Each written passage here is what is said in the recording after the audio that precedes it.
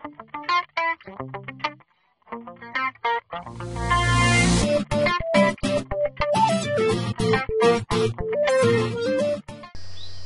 everyone, today we're going to be creating 10 video tutorials covering some of the topics offered in the Advanced C# course at Durham Tech. So the first thing that we're going to go over is Windows Forms. So you're going to create a new project, you want to click Windows Forms application. I'm going to change our name to My First Form. Okay.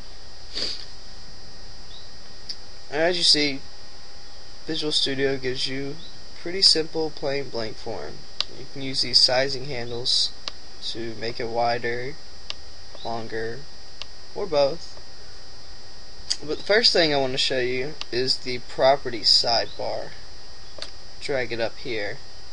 And you can do a whole lot from here. See, the first thing is our text.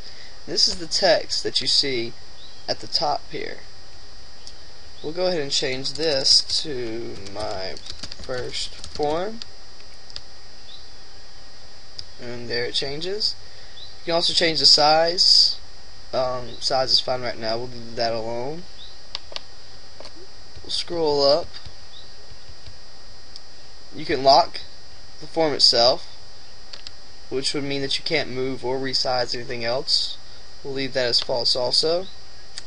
But you got your forward color, border style, help button, font, typical properties, and your back color. By default it's always this grayish, bluish type color, but we want to change that. We're going to go with black, just to make it a little interesting. Right now we have our fore color set to black also. That won't work. We'll change it to custom white. Sorry, my mouse is messing up a little bit. Alright, I encourage you to go through a lot of these properties and check them out, but it's really a lot you can play with in here. Now the first method I want to show you is the form load method. So just double click anywhere in your form and C# will create this method for you.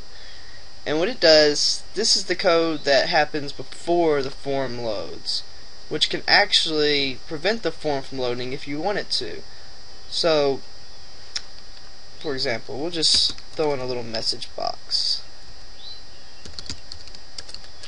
Message box.show.